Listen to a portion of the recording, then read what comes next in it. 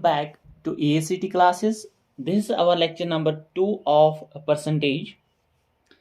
जो इससे पहले लेक्चर नंबर 1 जो परसेंटेज का था उसमें हमने क्या पढ़ा है कि परसेंटेज को कैसे कन्वर्ट करते हैं फ्रैक्शंस में, और उसी फ्रैक्शंस के हेल्प से हम पूरी परसेंटेज का टॉपिक जो है हम किस तरीके से सॉल्व करेंगे वो हमने सीखा था कि परसेंटेज को फ्रैक्शंस में कैसे कन्वर्ट करते हैं और वापस फ्रैक्शंस को कैसे कन्वर्ट कर सकते हैं हम परसेंटेज में। अगर उस टॉपिक में कुछ कंफ्यूजन रहा है तो आई होप कि इस लेक्चर में वो सारे कंफ्यूजन आपके दूर हो जाएंगे और आप ये सीखोगे कि वेरियस टाइप्स ऑफ क्वेश्चंस में हम वो परसेंटेज के फ्रैक्शन चार्ट को कैसे यूज में लाते हैं, और इसमें एक या दो टाइप्स और कम टच होंगे of various types of questions.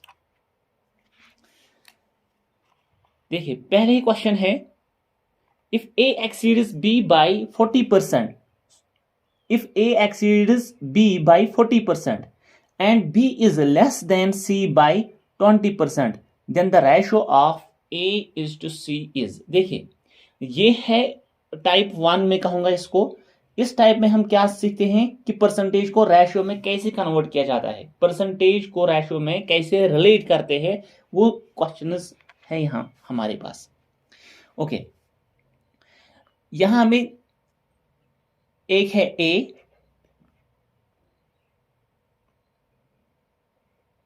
ए और है हमारे पास बी और है हमारे पास सी। ए जो है वो बी से एक्सीड कर रहा है 40%। दैट मीन्स देखिए 40% जो है वो हम लिख सकते हैं 2/5।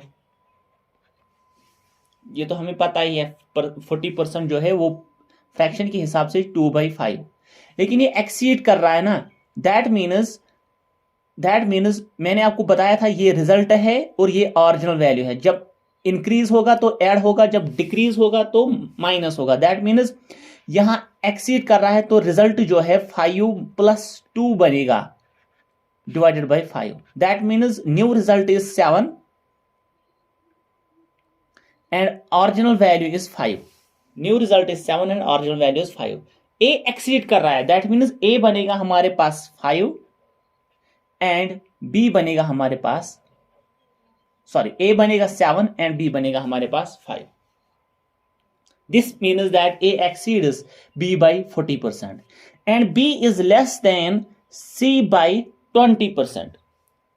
देखो यहां कंपेयर किसके साथ कर रहे हैं हम, देन के बाद जो आएगा, देन के बाद, ठीक है। That means B is less than C by 20%। That means 20% को हम लिख सकते हैं 1/5। लेस हो रहा है तो डिक्रीज होगा, 1 माइनस होगा 5 को, दैट मीन्स ये बनेगा 4 एंड C बनेगा 5। सो अब हमारे पास क्या आया, हमारे पास रेशियो जो है वो इस तरीके का आया। मैंने आपको रेशियो और प्रपोर्शन के टॉपिक में बताया था कि इस जैसे क्वेश्चंस को हम कैसे सॉल्व करेंगे। मैं यहाँ पे आपको 2 तरीके बताऊंगा, दोनों तरीके बहुत हेल्पफुल होंगे आपके लिए इस टाइप ऑफ क्वेश्चंस के। पहला हम करेंगे रेशियो और प्रपोर्शन, जो मैंने सिखाया था आपको एन रूल, वही करेंगे। देखिए इसको मैं रिलेट करूंगा, A:B का रेशियो जो है वो 7:5 है, B:C का रेशियो जो है वो 4:5 है, और अब हमें बता रहा है A:C का रेशियो। इसके लिए मैंने आपको एन रूल सिखाया है रेशियो एंड परसेंटेज में, उसको हम कैसे करते हैं। दैट मीन्स 7 और 5 ऐसे लिखेंगे, 4 एंड 5 ऐसे लिखेंगे, फिर एन रूल से मल्टीप्लाई करेंगे। दैट मीन्स ये बनेगा 28, ये बनेगा 20 और ये बनेगा 25। That means the ratio of A:C, जो हमारा क्वेश्चन था, what is the ratio of A:C, question था what is the ratio of A:C, therefore ratio of A:C is 28 is to 25, 28:25 ratio आएगा। This is the answer.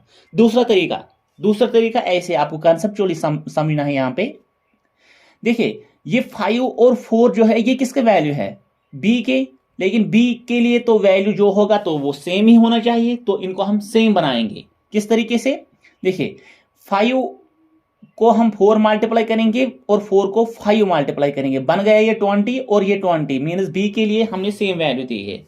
लेकिन ये 5, ये वाला 5 जो है वो इस 7 के साथ रिलेट है, दैट मीन्स ये 4 जो है ये इसको भी मल्टीप्लाई होगा और ये 4 जो है ये इस 5 के साथ रिलेट है, दैट मीन्स ये 5 इस 5 को भी मल्टीप्लाई होगा। Then our ratio will come 28, 20 and 25, जो हमारा एन रूल के हिसाब से भी आया था, एंड आंसर जो आएगा 28:25। This is how percentages are related to ratio. Okay, और भी क्वेश्चंस है इसी के रिलेटेड, परसेंटेज को रेशियो में कन्वर्ट करने के लिए, वो हम यहाँ पे करेंगे सारे। Okay, next question, two numbers are respectively 20 and 50% more than the third number, the ratio of two numbers is. दो नंबर्स ए एंड बी हम लेंगे, दोनों है more 20% and 50% more than the third number, then ratio of two numbers is. Two numbers means A और B का ratio हमें क्या आएगा, यह हमसे हम करेंगे। देखिए, ये मैं लूंगा, वेट, ये मैं लूंगा ए, ये बी और ये सी। ए जो है वो 20% ज्यादा है किससे, सी से, वो 20% ज्यादा है सी से, दैट मीन्स 20% 1/5 आएगा, तो ये 5 आएगा, 1 इंक्रीज होगा तो सी आएगा 6। लाइकवाइज ये जो बी है वो 50% है ज्यादा किससे, सी से। 50% को हम कैसे रिलेट करते हैं, मैंने आपको पहले ही बताया फ्रैक्शन चार्ट में, 50% is equal to 1:2, that means B जो है वो 3 आएगा और सी जो है वो 2 ही रहेगा। This means that B is 50% more than C and this means A is 20% more than C. हमें बताना है what is the ratio of two numbers, that means हमें रेशियो निकालना है ए इज टू बी का। ओके, देखिए यहां पे कैसे करेंगे हम सॉल्व इसको। अभी मैंने बताया था ये जो वैल्यू है ये दोनों सी के हैं, लेकिन सी की वैल्यू एक ही होना चाहिए, तो हम क्या करेंगे, इनको सेम बनाएंगे, दैट मीन इसको मल्टीप्लाई 2 करेंगे, इसको मल्टीप्लाई 5 करेंगे, तो ये 2 जो है ये इसके साथ रिलेट है और ये 5 जो है ये 6 के साथ रिलेट है, तो हमारा रेशियो जो है वो 12:15:10 आया। 12:15:10 आया हमारा रेशियो। तो हमें बताना है what is the ratio of A is to B, तो ए यूज टू बी का रेशियो जो है 12:15, इसको स्टैंडर्ड फॉर्म में कन्वर्ट करेंगे तो our answer is 4:5, 3 4s are and 3 5s are, then the ratio of these two numbers is 4:5, ठीक है ना। सो इसका आंसर जो है वो 4:5 लिखूंगा मैं यहां पे, 4:5 ratio of two numbers A and B. Okay, I hope आपने ये सब समझा होगा। नेक्स्ट क्वेश्चन की तरफ चलते हैं। ये भी है रेशियो और परसेंटेज, ये भी है रेशियो और परसेंटेज कंसेप्ट के हिसाब से। Okay, let us do. The ratio of boys and girls in A college is 3:2।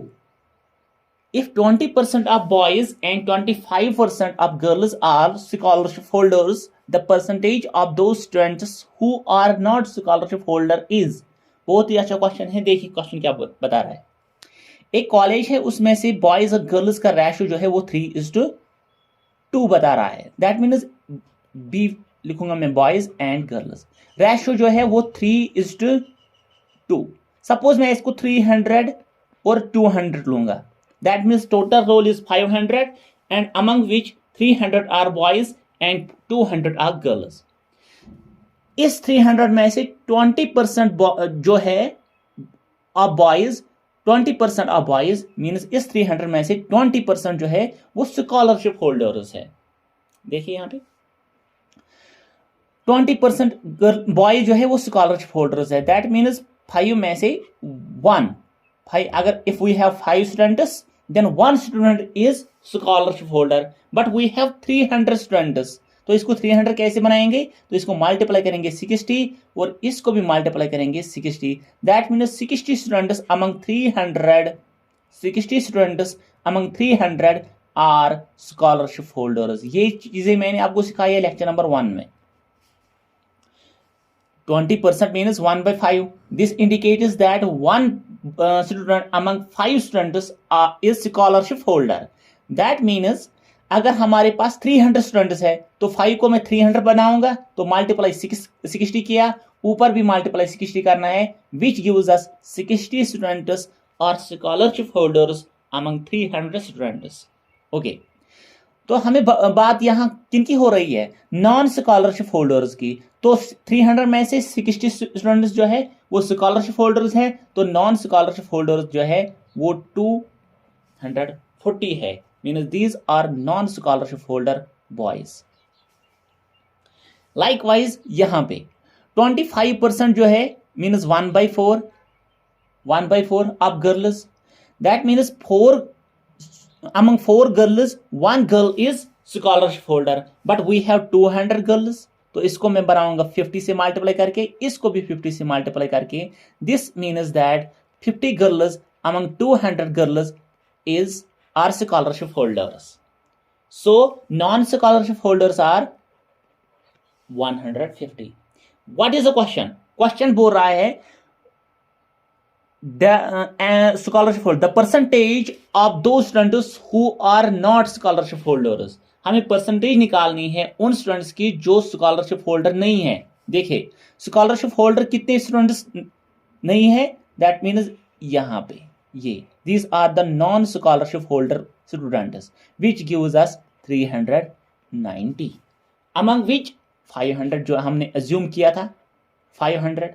That means इसको जब हम कन्वर्ट करेंगे परसेंटेज में, इसको जब हम कन्वर्ट करेंगे परसेंटेज में मल्टीप्लाई 100 करना है, दैट गिव्स अस 78%.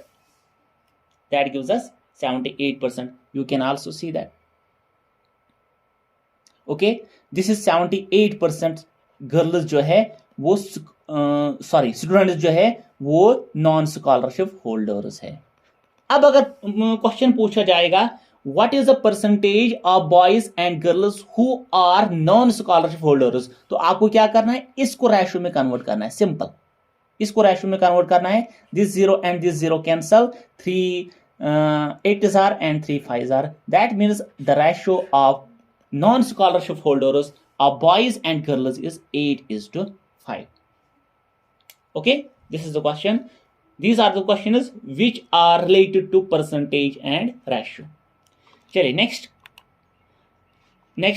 टाइप की तरफ जाते हैं। ओके, ये भी है रेशो और परसेंटेज को रिलेटेड। ठीक है, क्वेश्चन क्या है? The difference of two numbers is 15% of their sum, then the ratio of larger number to the smaller number. देखिए पहले हमें देखना है यहाँ पे larger number to smaller number. देखिए रेशो दो चीजों का होता है।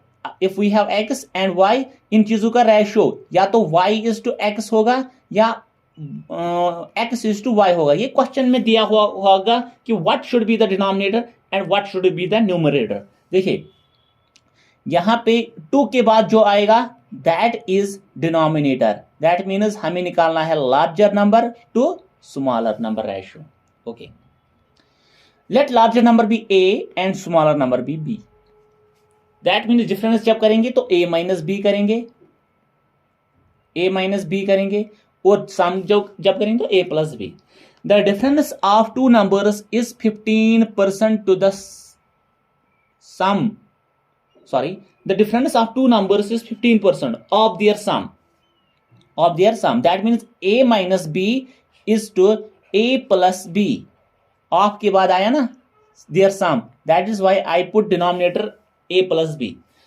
a minus b divided by a is a plus b। इसको मैं फ्रैक्शन में कन्वर्ट करूंगा पहले। देखिए 5% जो है वो 5% जो है वो 1/20 आएगा। 5% जो है वो 1/20 आएगा। 15% मल्टीप्लाई 3 करके, तो यहां पे भी multiply 3, that means 3/20 is 15%। 3/20 is 15%। देखो ये चीजें आप सीखो। 15% इज 3/20%, दैट मीन्स 15%। तो 15% कौन है? a माइनस b और original value 20। this indicators that a minus b, this indicators, देखो 3/20 indicators that 3 is 15% of 20. In our question, a minus b is 15% of a plus b. That is why I related these two things. अब हमें इनको solve करना है, या आप ऐसे भी लिख सकते थे इसको, a माइनस बी और a प्लस बी, ये 20 था और ये 3, ठीक है। सो इनको सॉल्व करेंगे, ये बनेगा हमारे पास 20a minus 20b is equal to 3a plus 3b, 3a 3b। क्यों, देखिए कैसे, ये 20 है, ये इन दोनों को मल्टीप्लाई करना है हमें। जब इक्वालिटी हमें सॉल्व करनी होती है तो हम ऐसे क्रॉस मल्टीप्लिकेशन करते हैं, और ये 20 जो है ये दोनों को मल्टीप्लाई होगा, दैट इज वाई ये 20a और 20b, और ये 3 जो है ये इन दोनों को मल्टीप्लाई होगा, 3a एंड 3b। अब इनको ट्रांसपोज करके ये यहां आएगा और ये इसको इधर लाना है, क्योंकि ये a वाला है, इसको a के साथ जोड़ दिया, ये b है, इसको b के साथ जोड़ दिया। दैट मीन्स 20 जब 3 जब यहां ट्रांसफर होगा, 3 जब यहां ट्रांसफर होगा तो हमें क्या करना है, इसको 3 जब यहां ट्रांसफर होगा तो ये माइनस बनेगा। That means 20 minus 3a is equal to 17a। Likewise 3b plus, ये माइनस है, ये प्लस बनेगा जब हम इसको ट्रांसपोज करेंगे, ये बनेगा 23b। अब हमें क्या करना था, लार्जर, यहां पे larger divided by smaller. Larger क्या माना था मैंने, a, दैट मीन्स हमें निकालना है a divided by b, a divided by b। That means ये 17 जो है ये देखो ये कैसे निकाला मैंने, b को मैंने यहां लाया, ये मल्टीप्लाई में था, ये डिवीजन में आ गया, that is Y a divided by b लिखा मैंने। या सिंपली इसको आप डिलीट ही कर सकते हो। This is 17 is to 23, which among this must be larger, clearly 23, which is smaller, 17, that means the ratio is 23 is to 17। ऐसे भी कर सकते हो, या अगर ऐसे नहीं कर सकते तो फिर हमें हमारे पास क्या था, a is equal to 23b, है ना। तो हमें निकालना था a is to b, that means a divided by b। b जो है इसको मैंने ट्रांसपोज किया यहाँ पे, तो ये बनेगा a डिवाइड बाई b, और 17 को यहां ट्रांसपोज किया तो ये आएगा डिनोमिनेटर में, क्योंकि ये मल्टीप्लाई में था तो ये डिवीजन में आ गया, ये मल्टीप्लाई में था ये डिवीजन में आ गया। That means a is to b is 23 is to 7। आप इस तरीके से भी रिलेट कर सकते हो, इस तरीके से भी रिलेट कर सकते हो। अब हमें क्वेश्चन था the ratio of larger is to smaller is, यहां आप लिख सकते हो 23 is to 17। This was the question जो लास्ट वाला था इस टाइप का। अब नेक्स्ट टाइप जो है वो देखते हैं क्या है। Yes, this is the most prominent question और अक्सर आ जाता है पेपर्स में। The price of a sugar rises by 20%, by how much percent should the consumption of sugar be reduced so that the expenditure does not change. Okay, हम पहले कुछ यहां पे एक बात समझते हैं। देखिए, एक है प्राइस, दूसरा है कंजप्शन और है एक्सपेंडिचर। एक्सपेंडिचर जो है वो हमेशा प्राइस इंटू कंजप्शन आएगा, प्राइस इंटू कंजप्शन, ठीक है ना। मीन्स अगर राइस का प्राइस जो है वो 25 kg है, 25 रुपीज पर kg, और हम कंज्यूम कर रहे हैं 5 kg पर मंथ, पर 30 डेज और पर मंथ। अब हम फिर से मैं बता रहा हूं, 25 rupees is the price of a 1 kg of rice and we consume 5 kg every month. What is the expenditure on rice for 1 month? Simply हमें करना है 25 into 5 and which gives us 125 rupees is expenditure of 1 month on rice. This is how expenditure हम निकालते हैं। Okay, that means price into consumption जो है वो expenditure आएगा। अब देखो यहां पे क्वेश्चन क्या है। The price of a sugar rises from 20% by 20%, how much percent should be consumption of sugar reduced so that expenditure does not change? देखिए, प्राइस जो है वो 20% इंक्रीज हुआ है। 20% को हम कैसे रिलेट करते हैं, 1/5 इंक्रीज हुआ है तो 6/5। दैट मीन्स यहाँ पे old price and new price, old price 5 था और न्यू प्राइस जो है वो 6 आएगा क्योंकि 20% इंक्रीज हुआ है। ओके, देखिए अब जो यहां पे रखना है और यहां पे रखना है, उन दोनों का प्रोडक्ट यहां पे सेम आना चाहिए। मेक इट पॉइंट, फिर से बता रहा हूं मैं। क्वेश्चन बोल रहा है expenditure does not change, mean जो ओल्ड एक्सपेंडिचर होगा और जो न्यू एक्सपेंडिचर होगा वो दोनों सेम होने चाहिए, ठीक है ना। सो अगर यहां पे प्राइस ऑफ शुगर इंक्रीज हुआ है लेकिन हमें कंजप्शन को रिड्यूस करना है इस तरीके से कि एक्सपेंडिचर जो है वो सेम रहना चाहिए, यहां पे भी ओल्ड कंडीशन में भी और न्यू कंडीशन में भी हमें कंजप्शन किस हिसाब से रिड्यूस करने हैं। सिंपली क्या करना है आपको, 6 यहां पे लाना है और 5 यहां पे लाना है, इन दोनों का मल्टीप्लाई देखो, 30 एक्सपेंडिचर यहां पे भी, 30 एक्सपेंडिचर यहां पे भी, ठीक है ना। दैट मीन्स एक्सपेंडिचर हमने सेम रखा है। अब है क्वेश्चन कि कंजप्शन को हमने क्या किया है। कंजप्शन जो है वो 6 से 5 बन गई, मीन्स ओल्ड थी 6 और न्यू थी 5। दैट मीन्स यहां पे ये रिड्यूस हो गई है 1/6 और इस 1/6 को हम कैसे डिनोट करते हैं परसेंटेज फ्रैक्शन चार्ट में, this is equal to 16 2/3%। That means हमें कंजप्शन को 16 2/3% डिक्रीज करना है so that our expenditure remains constant और same unchanged.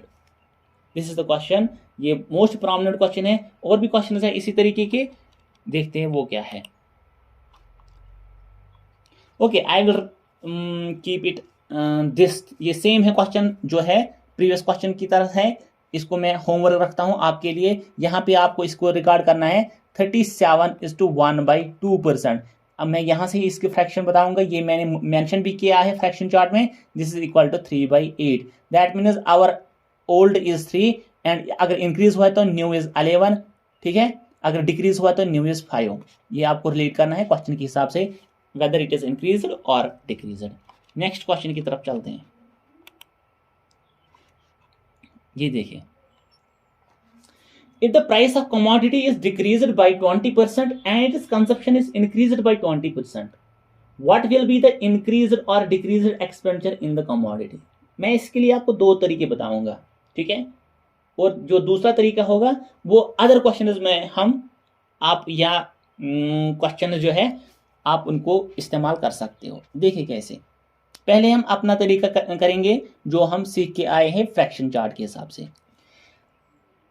This is price, this is consumption, this is expenditure, this is old and this is new. देखते हैं condition के हिसाब से क्या है।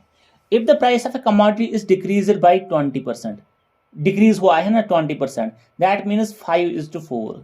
फिर से मैं यहाँ पे एक्सप्लेन करूंगा जिसका कंफ्यूजन रहा है। 1/5 20% डिक्रीज हुआ है तो इसको ये माइनस होगा, -4/5। ओल्ड इज 5, न्यू इज 4, ठीक है। ओके, कंजप्शन जो है, जब प्राइस इंक्रीज होगा तो कंजप्शन जो है वो ऑटोमेटिकली क्या होता है, इंक्रीज होता है, ठीक है। This is the concept of economics. Okay, 20% increase हुआ है तो 1/5, लेकिन जब इंक्रीज हुआ है तो 6/5, means old is 5 and new is 6। अभी मैंने बोला था कि expenditure is price into commodity. That means expenditure हम देखेंगे इसका इफेक्ट क्या आया एक्सपेंडिचर पे। 5 × 5 25, 4 × 6 24। That means this is old expenditure and this is new expenditure. अब हमें बताना है एक्सपेंडिचर पे क्या इफेक्ट हुआ है, वेदर इट इज इंक्रीज और डिक्रीज। क्लियरली 25 से 24 पहुंचा है, डिक्रीज हुआ है। तो 25 से कितना डिक्रीज हुआ है, 1। तो 1/25 को हम कैसे रिलेट करते हैं, 4% के साथ, ठीक है। ये मैंने आपको बताया, आप इसको कन्वर्ट भी कर सकते हो इसी यही पे इंटू मल्टीप्लाई 100 करके, ये मैंने आपको सिखाया है। And this is 4%। That means 4% decrease हुआ है एक्सपेंडिचर। 4% जो है वो डिक्रीज हुआ है एक्सपेंडिचर यहां पे। अब मैं आपको दूसरा तरीका इसका बताऊंगा। देखिए दूसरा तरीका क्या है, वो सिंपली आपको एक फॉर्मूला है, दैट मीन्स देखिए, अगर किसी कमोडिटी को 2 इफेक्ट्स हो रहे हैं, हमें बताना है कि ओवरऑल इफेक्ट क्या आएगा। फॉर एग्जाम्पल दो effect means if we have x plus minus y means either एक जगह इंक्रीज हुआ है दूसरी जगह डिक्रीज हुआ या एक जगह इंक्रीज फिर से इंक्रीज, ठीक है, plus minus x by y divide by 100। ये मैं समझाऊंगा यहां पे इस क्वेश्चन में। देखिए the price of commodity is decreased, पहले डिक्रीज हुआ है दैट मीन्स -20 और कंजप्शन जो है वो इंक्रीज हुई है, कंजप्शन जो है वो इंक्रीज हुई है दैट मीन्स +20, ठीक है। अब यहां पे प्लस इंटू माइनस इन दोनों को इंटू करना है, एक्स इंटू वाई लिखा है ना, इन दोनों को इंटू करना है दैट मीन्स ये बनेगा -400, ठीक है, 20 into 20 -400 plus minus minus divided by 100। ये और ये कैंसिल हो जाएगा क्योंकि ये प्लस है ये माइनस है, ठीक है, दैट मीन्स यहां पे आएगा हमें -4, minus indicators decrease and 4 indicators 4%, जो हमारे यहाँ पे आंसर है। फॉर एग्जाम्पल नेक्स्ट क्वेश्चन में भी ये भी हम यूज करेंगे और अपना कन्वेंशनल मेथड भी यूज करेंगे।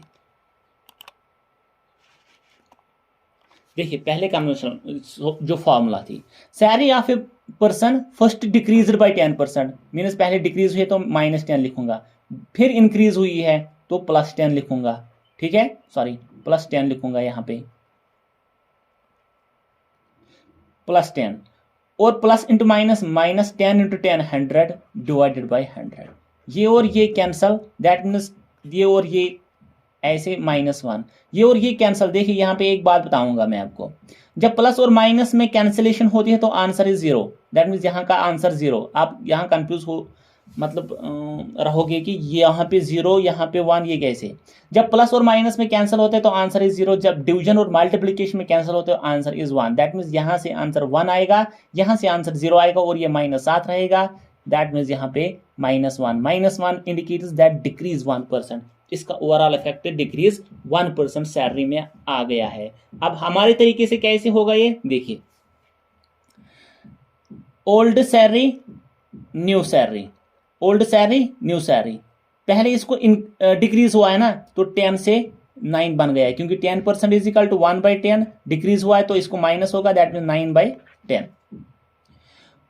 और and then increase by 10%, increase हुआ है तो ये बनेगा 11/10 दैट मीन्स 10/11।